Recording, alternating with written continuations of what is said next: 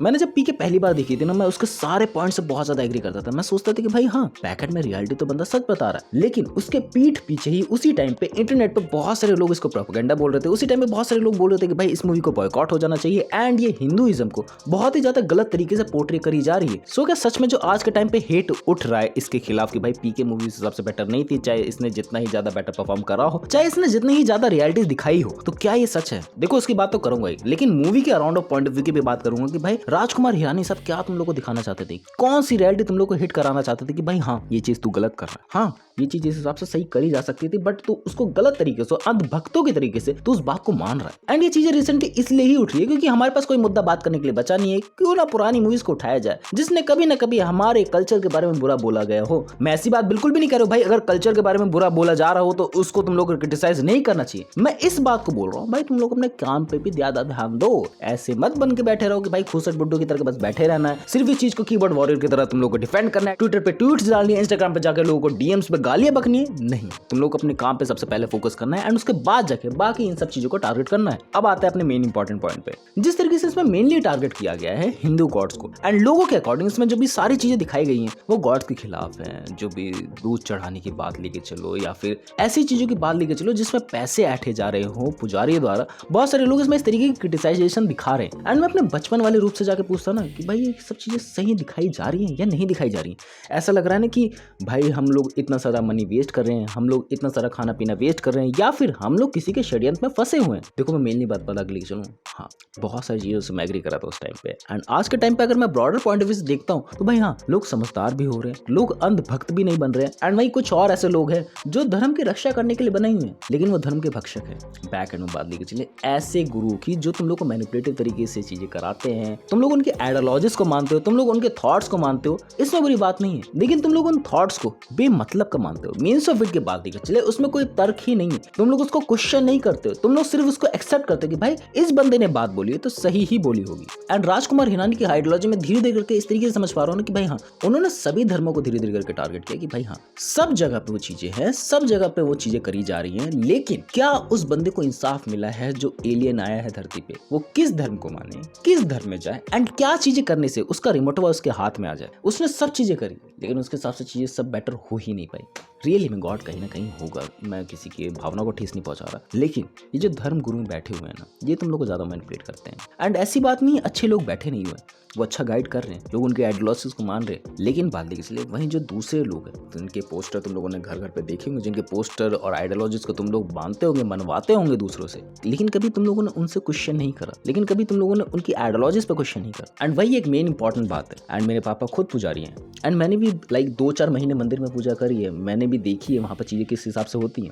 मैं डेफिनेटली कह रहा हूँ कि भाई ऐसी चीजें अंधभक्तों की तरह लोग फॉलो नहीं करते हैं। मैं बात लेके चलो जो भी मंदिर में लोग आते थे वो जब शिवलिंग पे दूध चढ़ाते थे ना वो सारा दूध नहीं चढ़ाते थे, वो दूध का कुछ पोर्शन पानी में मिला के चढ़ाते थे, बिकॉज उन्हें भी बैक एंड में पता था कि भाई इतना सारा दूध वेस्ट नहीं करना है। एंड इसके पीछे जो भी आइडियोलॉजी, इसके पीछे जो भी तर्क है वो मैं नहीं जानता हूँ कि भाई क्यों चढ़ाया जाता है, किस हिसाब से चढ़ाया जाता है। आई नो मुझे पता होना चाहिए बट मैं नहीं जानना चाहता हूँ, मेरी अपनी आइडियोलॉजी है, मैं उसमें घुसना ही नहीं चाहता हूँ, मेरे पास टाइम ही नहीं है। अब तुम लोग मेरे से बहुत डिफरेंट तरीके के तर्क कर सकते हैं भाई कि ये होना चाहिए, उस तरीके की चीजें करनी चाहिए, बट जो मैं मानता हूँ हाँ भाई चीजें करी जाती हैं बहुत हिसाब से, लेकिन ब्लाइंडली फॉलो वही करता है जिसका यहाँ से दिमाग खिसका होता है। एंड राजकुमार हिरानी साहब वही दिखाना चाहते थे कि भाई भगवान की मूर्तियां खरीदी जा रही है, तुम लोग पूजा करो, डेफिनेटली मानो भाई, अपनी श्रद्धा रखो, ये है हमारे पास, ये सब कुछ ठीक करेंगे। लेकिन ये नहीं है जो धर्म गुरु कह रहे हैं भाई ये रॉन्ग नंबर पिकअप कर लो, नहीं हो सकती वो चीजें, ये हम लोगों ने तर्क बनाए हैं। मैंने अभी रिसेंटली ही थोड़ा बहुत रिसर्च करा, मेरे किसी जानने वाले नोन ने ही मेरे को बताया कि भाई हाँ नास्टिक्स आर दैट पीपल जो किसी भी धर्म गुरु में नहीं मानते,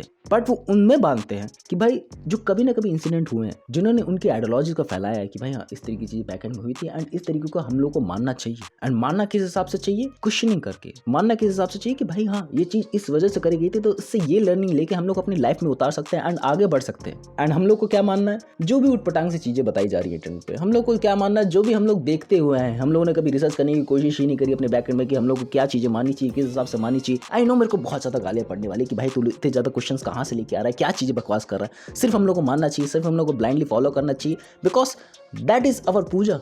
एंड ये पीके मूवी उस टाइम पे प्रोपेगेंडा इसलिए ही बनी थी, या फिर कहो इसी टाइम पे प्रोपेगेंडा इसलिए ही मानी जा रही है क्योंकि इसमें ऐसे लोगों का हाथ है, इसमें ऐसे लोगों को दिखाया जा रहा है, इसमें ऐसे लोगों को पोर्ट्रेल करा जा रहा है जो तुम लोगों को किसी ना किसी तरीके से चोमू बना रहे हैं। वो चोमू बनाने के बाद लेकर चलो तुम्हारे अपनी आइडियोलॉजी में झांसना होगा, तुम्हें मैनिपुलेट करना होगा, तुमसे पैसे ऐंठना हो गया, हवा में से सोना प्रकट करना हो गया, डिफरेंट तरीके की चीजें तुम लोग देखते रहते हो कि भाई ये बोलने लगी, ये बोलती नहीं थी, ये चलने लगी, ये चलती नहीं थी, डिफरेंट तरीके की चीजें तुम लोग इंटरनेट पर देखते आए हो। एंड अब लोग इतना ज्यादा तो अवेयर हो गए कि भाई वो इन चीजों में तो नहीं मानते, बट हाँ कुछ पोर्शन हमेशा रहेगा। ऐसा नहीं कि भाई जहाँ पर सभी लोग अच्छे हो, कहीं ना कहीं वहाँ पर बुरे लोग एग्जिस्ट करेंगे, एंड ऐसा नहीं जहाँ पर सभी लोग बुरे हो वहाँ पर थोड़े बहुत अच्छे लोग एग्जिस्ट करेंगे। हमेशा से होता है, ये बैलेंस होती रहती चीजें एंड बैलेंस होगी बिकॉज इससे संतुलन बना रहता है। थोड़ी सी गहन चर्चा कर दी मैंने। एंड अब उस पॉइंट पर आते हैं कि भाई हिंदू गॉड्स उसमें ज्यादा डिस्क्रिमिनेशन करके दिखाया गया है, उन्हीं की चीजों को ज्यादा दिखाया गया है। मैं रियली बताऊं उनको टारगेट करना बहुत ज्यादा ईजी है। एंड बात लेके चलिए जो डिफरेंट रिलीजन को भी टारगेट किया गया है वो थोड़ा सा सटल सा करा गया क्योंकि इनको हर जगह से हेट देखने को मिलने ही वाली थी, इन लोगों को पहले ही पता था। क्यों ना ऐसे स्वीट पॉइंट को टारगेट करा जाए जिन पे ज्यादा चर्चा ना हो सके। इनको पता था एकदम चर्चा होगी, लेकिन ऐसे स्वीट पॉइंट को टारगेट करा जाए जिससे कुछ ज्यादा बातें आगे ना हो। एंड ज्यादा बातें नहीं होगी, मूवी चलेगी, बातें होंगी बैकएंड में, लेकिन उस हिसाब से नहीं होगी कि हमारी मूवी बॉयकॉट हो जाएगी, हमारी मूवी पैसे नहीं कमाएगी।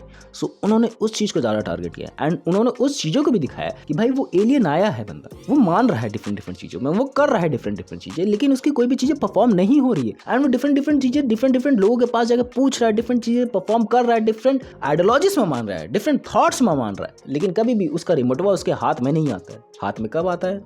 जो एक मेन इंपॉर्टेंट पॉइंट मैं तुम लोगों को बताना चाह रहा हूँ, that was a love life. तुम लोगों से हर टाइम बोला जाता है बेटा अगर तुझे शादी करनी है तो तुझे अपने कास्ट की लड़की ढूंढनी पड़ेगी, अपने कास्ट का लड़का ढूंढना पड़ेगा। हर जगह पे हम लोग को देखने को मिलता है। लाइक बात चलिए जो सरफराज वाला एंगल है वो इतना ज्यादा रिलेटेबल है ना कि आज भी उसको देखता हूँ ना थोड़ा सा तो दुख होता है कि भाई हाँ क्या एंगल रखा गया है एंड जानबूझ के ऐसे एंगल को इस तरीके से पोर्ट्रे करा गया है एंड पूरी मूवी उसके राउंड ऑफ कैसे घूमती है, मजा आता है वो देख के।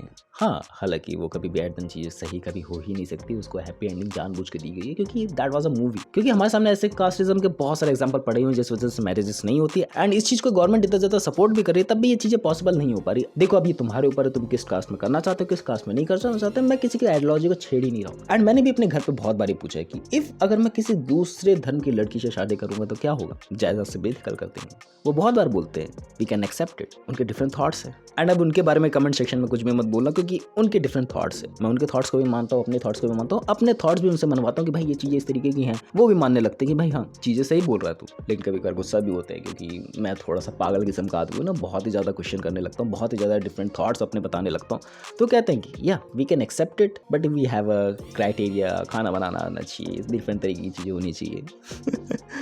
सो बताए मैंने तुम लोग अपने ये पीके से रिलेटेड थॉट जो तुम्हारे दिमाग में आते हैं। एंड ये प्रोपेगेंडा भी क्यों बना हुआ है? प्रोपेगेंडा इसलिए बना हुआ है क्योंकि इसमें एक ही चीज को ज्यादा टारगेट करके दिखाया गया, ग्लोरीफाई करके ज्यादा दिखाई गई। बट अगर राजकुमार हिरानी साहब अपने पे आते हैं, डेफिनेटली मैं कह रहा हूँ ये और भी ज्यादा डार्क एंड ब्रूटल मूवी बन सकती थी। बट उन्होंने उतने सॉफ्ट पॉइंट को टारगेट किया ना कि भाई हाँ प्रोपेगेंडा हुए लेकिन उस हिसाब से ना हो जो मैं मानता हूँ। ऐसे धर्मगुरुओं को टारगेट किया गया है कि हाँ वो सच में तुम लोग को लूटते हैं, वो सच में तुम लोग को कास्ट बदलवाते हैं, वो सच में तुम्हें मैनिपुलेट करते हैं, वो सच में तुम्हें डिफरेंट चीजें परफॉर्म करके दिखाते हैं जिस वजह से तुम उनसे इन्फ्लुएंस हो जाओ। एंड आज के टाइम पे तुम लोग के सामने एग्जांपल भरे पड़े हुए हैं, कितने लोग आए, कितने लोग गए, कितने बच्चे इस फील्ड में जा रहे हो तुम लोग देख रहे हो, इतने से हैं, इतने से हाइट में, लेकिन तब भी उनकी बातें उनके पेरेंट्स के थ्रू टॉप नॉच जा रखी है। भाई उनका क्या ही कहने, डिफरेंट तरीकों के क्वेश्चन करे जा रहे हैं एंड करे जाने चाहिए। सही मुद्दे उठ रहे हैं तो भाई उनको बोलो, मैं इस बात से बिल्कुल भी मना नहीं कर रहा हूँ। लेकिन प्रॉब्लम तब आती है वी आर नॉट अवेयर कि भाई हम लोग कहाँ से सोच रहे हैं, यहाँ से नहीं, यहाँ से सोचो।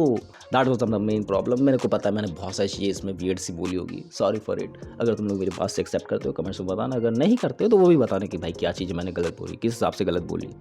That's it for the video. मिलते हैं नेक्स्ट वीडियो में, बाय।